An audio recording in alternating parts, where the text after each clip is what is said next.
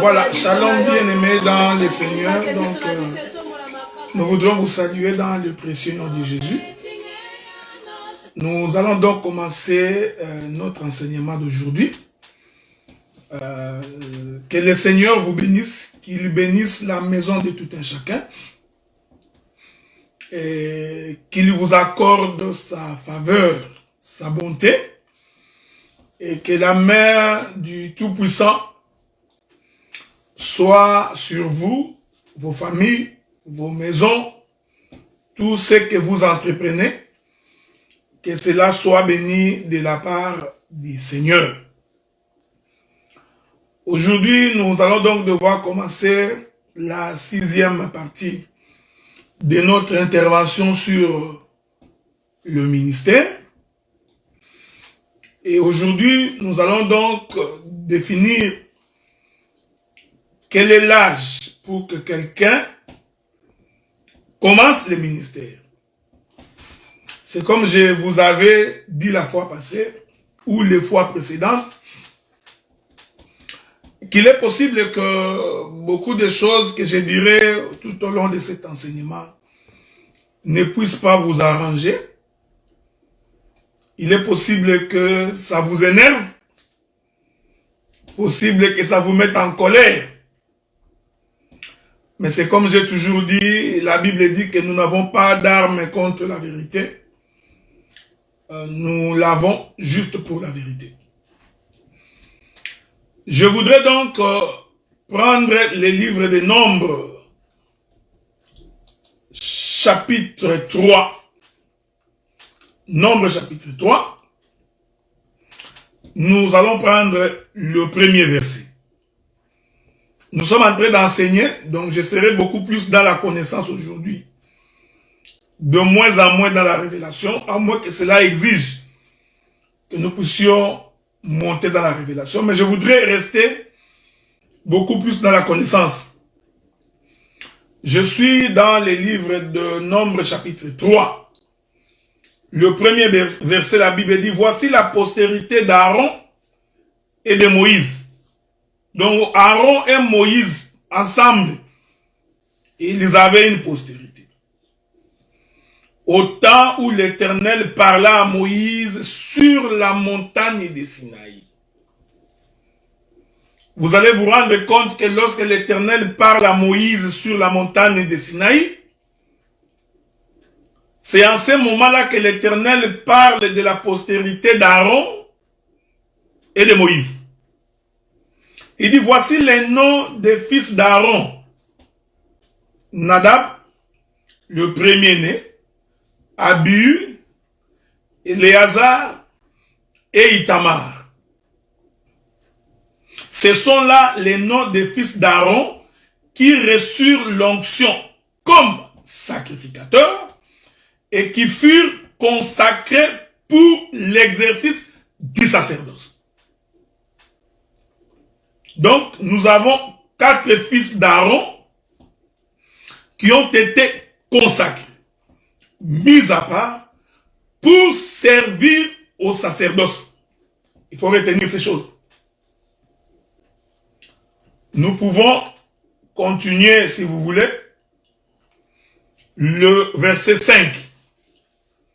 L'Éternel parla à Moïse et dit, fais approcher la tribu de Lévi. Et tu la placeras devant le sacrificateur Aaron pour qu'elle soit à son service. Avez-vous remarqué cette chose? Ils auront le soin de ce qui est remis à sa garde et à la garde de toute l'assemblée devant la tente d'assignation. ils feront le service du tabernacle.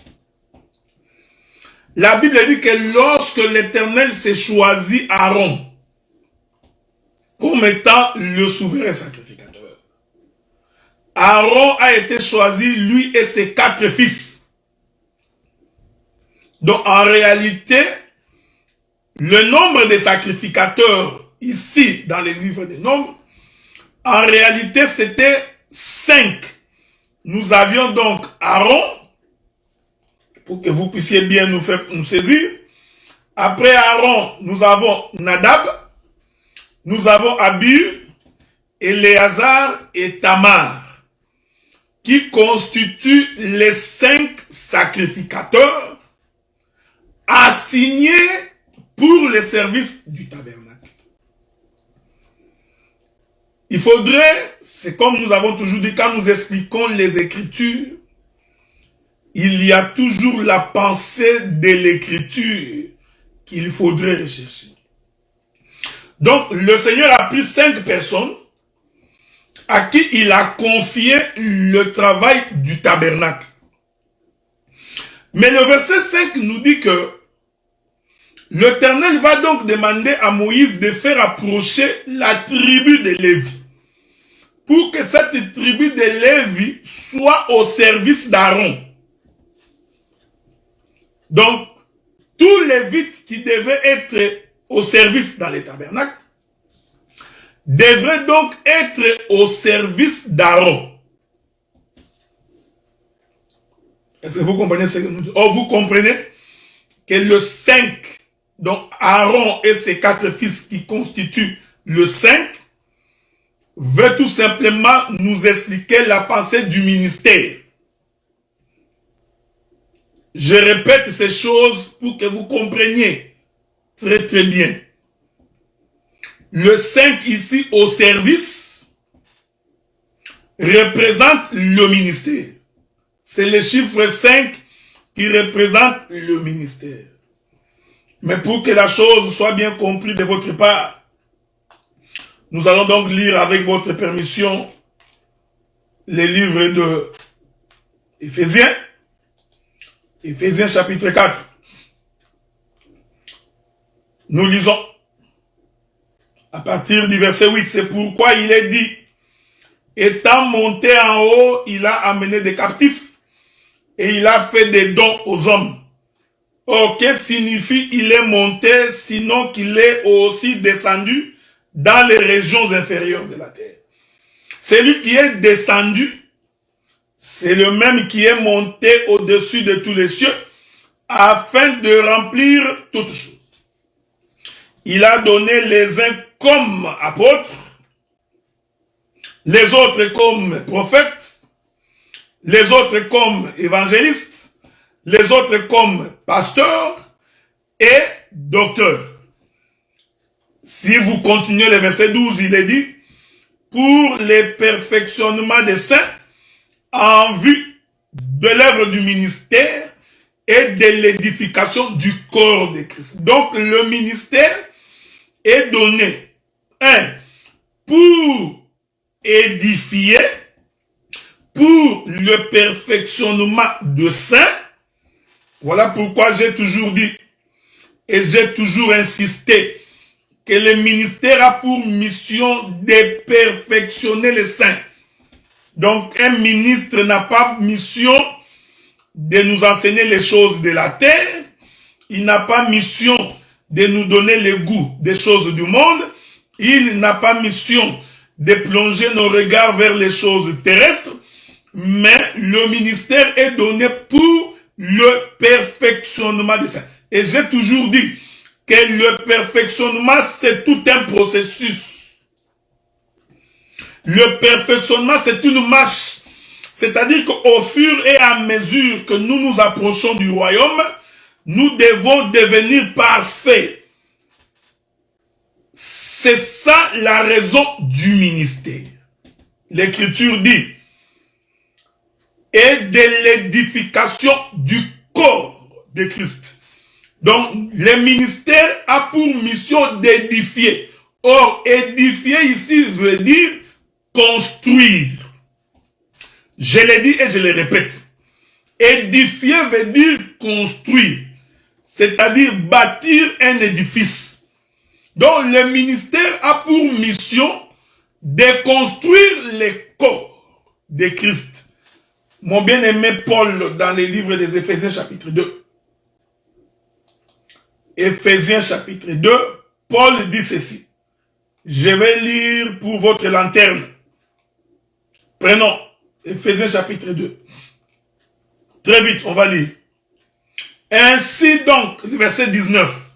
Verset 19. Ainsi donc, vous n'êtes plus des étrangers ni du gens de dehors, mais vous êtes co-citoyens des saints, gens de la maison de Dieu. Vous avez été édifiés par les fondements des apôtres et des prophètes, Jésus-Christ lui-même étant la pierre angulaire. En lui, en Jésus, tout l'édifice, avez-vous remarqué la chose? En lui, tout l'édifice bien coordonné s'élève. Ah, donc nous comprenons. Je voudrais que vous me suiviez attentivement. En lui, l'édifice bien coordonné. Donc, le ministère doit avoir la coordination. Placer chaque élément à son endroit, chaque pierre à son endroit et à l'endroit convenable. Le ministère ne peut pas faire de la camaraderie. Le ministère ne fait pas de la complaisance. Le ministère, nous ne faisons pas de l'amitié. Un ministre, donc, il bâtit l'édifice. La Bible dit bien coordonné. De manière coordonnée. C'est-à-dire en respectant le modèle. La Bible dit s'élève. Voilà. Donc, le corps du Christ doit être élevé. Donc, de bas vers le haut. Ouais, frère, j'insiste sur ces choses parce que vous comprendrez la révélation plus tard. Donc, quand on commence à construire, quand le ministre commence, il doit commencer par le bas vers le haut. C'est-à-dire, il va d'abord commencer par poser les fondements de l'évangile, les fondements de la construction. L'Écriture dit, s'élève pour être un temple saint dans le Seigneur. Donc, l'Église va donc devenir un temple saint dans le Seigneur. Mais ces choses se font par la construction. C'est-à-dire du bas vers le haut. Or, les éléments du bas de la montagne, ce sont les éléments les plus simples de l'évangile. L'abandon de la vie du péché, renoncer à l'impiété, renoncer à tout ce qui est abomination, renoncer à la vie mondaine. Est-ce que vous comprenez? C'est ainsi que nous allons élever la maison. Et l'Écriture dit, en lui vous êtes aussi édifiés pour être une habitation de Dieu en esprit. Donc, le ministère, c'est faire en sorte que l'homme puisse devenir l'habitation de Dieu en esprit.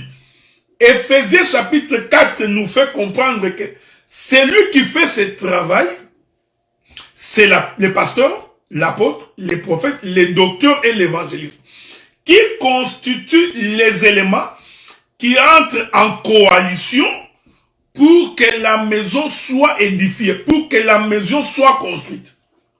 Suivez-moi attentivement.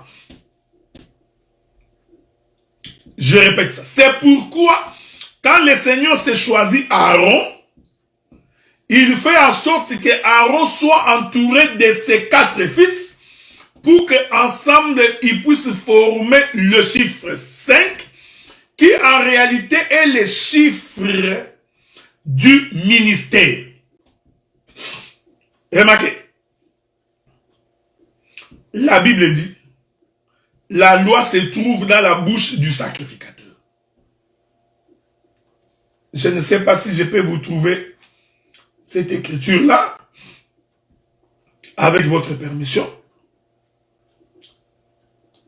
Je vais aller le chercher. Je suis sûr que c'est dans les livres de... Je ne sais pas. Souffrez. Si je ne trouve pas, c'est pas grave, je reviendrai plus tard. Je ne sais pas si mon bien-aimé Roland est là. Donc, la sagesse, je vais souffrir. Hein? Si je ne trouve pas, je vais continuer parce que nous avons beaucoup de choses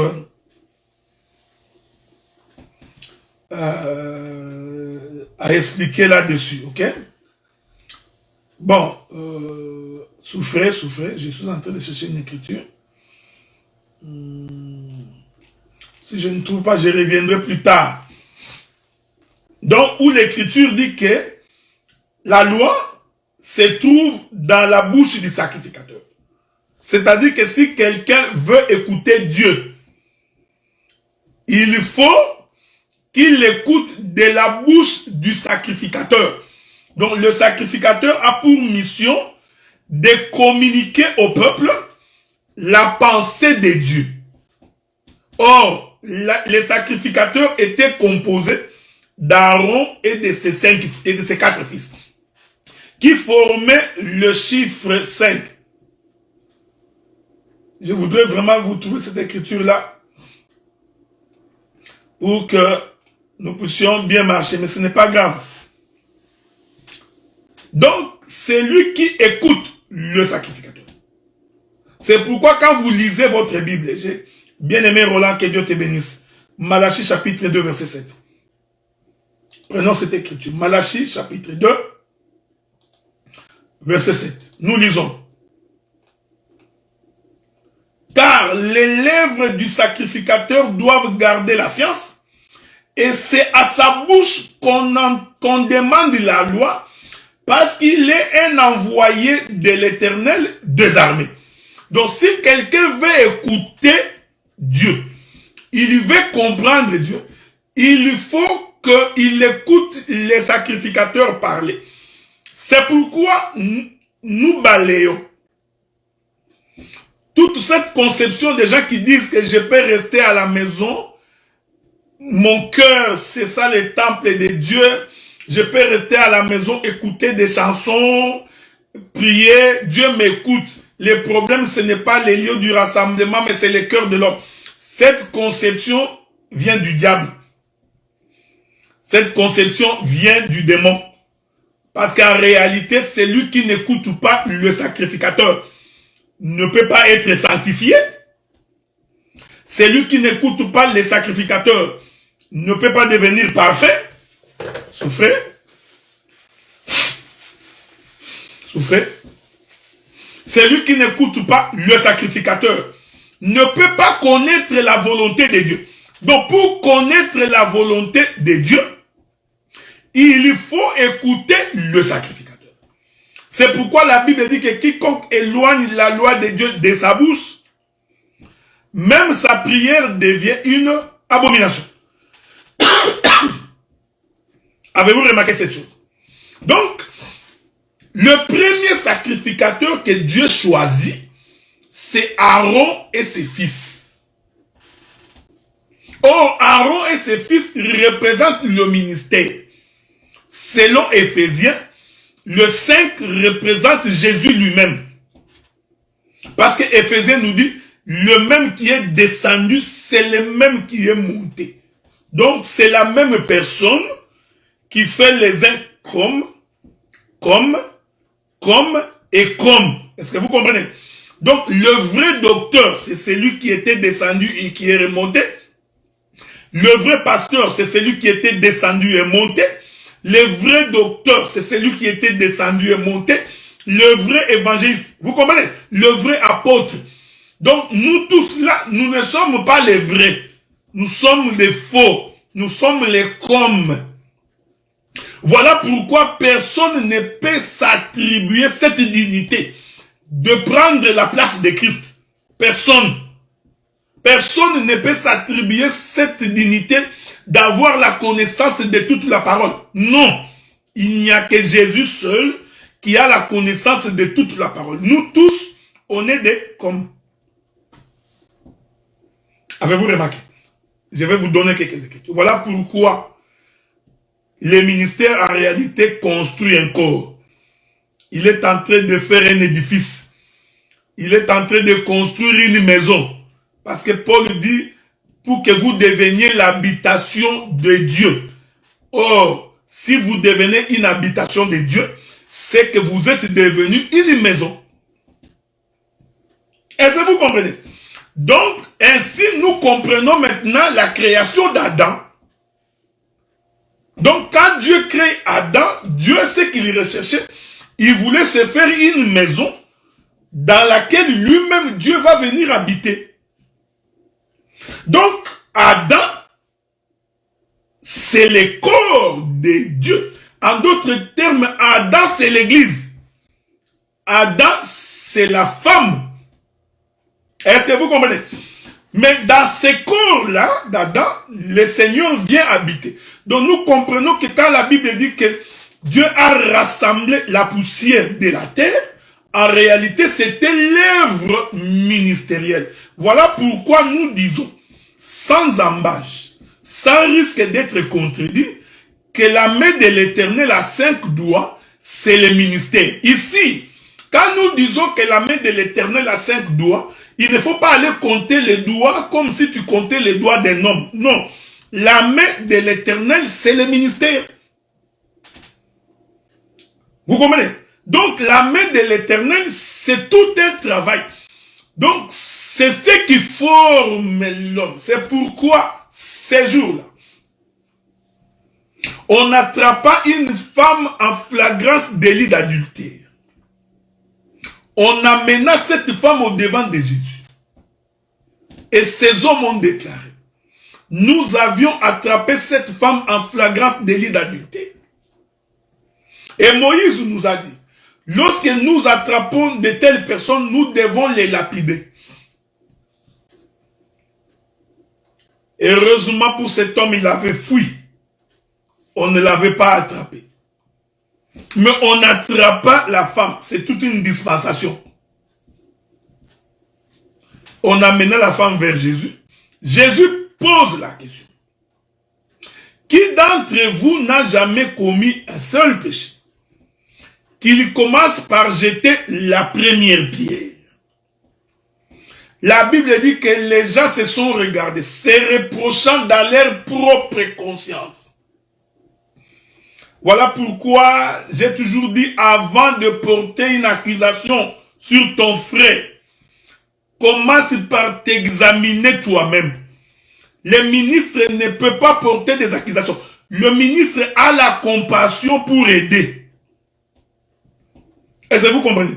Un serviteur de Dieu a toujours la compassion pour aider le peuple. Quand ton frère est dans les péchés, quand ton frère est en difficulté, le regard du ministre doit être un regard compatissant et miséricordieux. Jésus dit, qui d'entre vous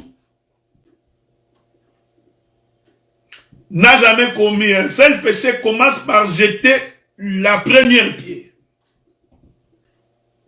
Est-ce que vous comprenez ce que nous disons? Nous comprenons que tous ces gens-là, en réalité, c'était la maison d'Israël. Parce que la maison d'Israël, c'est Moïse. C'était la première dispensation. Est-ce que vous me suivez? Suivez-moi bien. Quand Moïse a apporté la loi, c'était pour attester de l'incapacité de l'homme de vivre la parole. Donc en réalité, la loi de Moïse servait d'accusation. Donc quand tu voles, la loi va dire à Dieu, tu as volé. Quand tu t'es prostitué, c'est par la loi que Dieu est au courant que tu t'es prostitué. Donc tu comprends que ici, Moïse par la loi était donc devenu l'accusateur. C'est lui qui nous accusait. Faites attention ici parce que je ne parle pas du diable. Okay? C'est pourquoi je vous ai toujours dit de respecter la balustrade. Donc, l'enseignement de Moïse, c'était pour attester de l'incapacité de l'homme d'être sauvé. En d'autres termes, la loi nous accusait. Je crois que je dois trouver des écritures quelque part. Si le Seigneur le veut, je ne sais pas. Je voudrais quand même aller, si je peux trouver cette écriture-là. Je pourrais vous la lire, pardon. Vous la lire, je ne sais pas si je peux trouver cette écriture-là. Jean chapitre 5, verset 47. Jean chapitre 5, le verset 47. Nous lisons. Je peux commencer par le verset 44. Lisons. La Bible dit ceci. Jean chapitre 5, je commence par le verset 43. Je suis venu au nom du Père et vous ne me recevez pas. Si un autre vient à mon propre nom, vous le recevrez. Comment pouvez-vous croire, vous qui tirez votre gloire les uns des autres? Vous ne cherchez point la gloire qui vient de Dieu seul. Ne pensez pas que moi, je vous accuserai devant le Père. Celui qui vous accuse, c'est Moïse, en qui vous avez mis votre espérance. Ouais. Donc, celui qui accuse ici, c'est Moïse. C'est l'écriture, le respect de l'écriture. Très important. Comment Moïse nous accuse-t-il? C'est par la loi. Donc, chaque fois que tu pêches, la loi t'accuse auprès de Dieu. Maintenant, vous allez comprendre. Les gens qui ont amené cette femme en flagrance délit d'adultère devant Jésus, tous ces gens-là, en réalité, représentaient les sacerdoces Moïse. Ils représentaient les sacerdoces mosaïques. Parce qu'ils ont porté une accusation sur une femme qui avait certainement péché. Donc, toute cette cohorte des hommes qui ont attrapé cette femme, l'amenant vers Jésus, toute cette bande, en réalité, c'est tout un sacerdoce. C'est-à-dire, c'est Moïse qui est venu accuser devant le Père. Ici, vous allez comprendre. Suivez bien. Vous allez comprendre que ici, Jésus, c'est le Père. La Bible dit, se reprochant dans leur propre conscience. Je voudrais ajouter Romains chapitre 7, verset 9. C'est la sœur d'Oriane qui me l'a donné. Allons lire ça un peu. Romains 7, verset 9. La Bible dit quoi?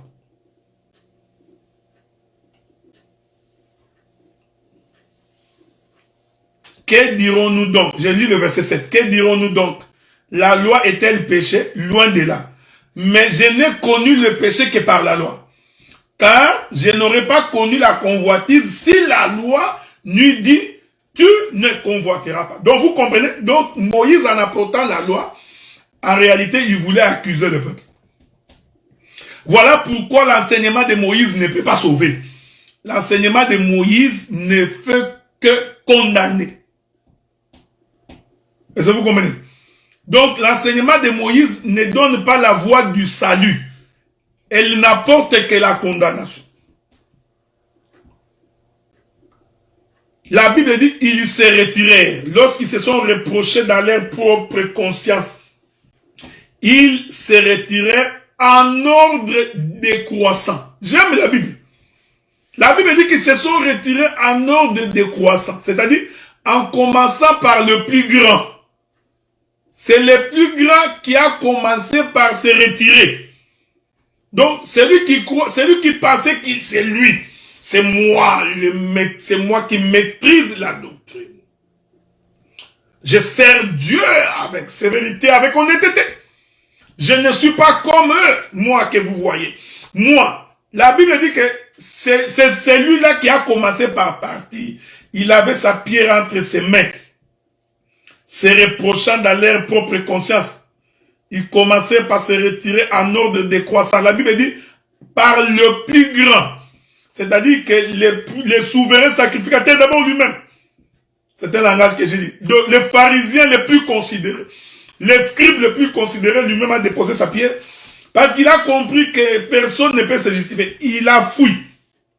Alors quand le général fuit, le colonel aussi regarde, il dit, mais si le général a fui, moi qui suis colonel, qu'est-ce que je ferai? Le colonel aussi fuit. Bon, les majors aussi regardent à gauche, à droite, ils disent, oh, Bon, les généraux des partis, les majors, les capitaines, jusqu'au sergent, caporal, sous-caporal. Tous.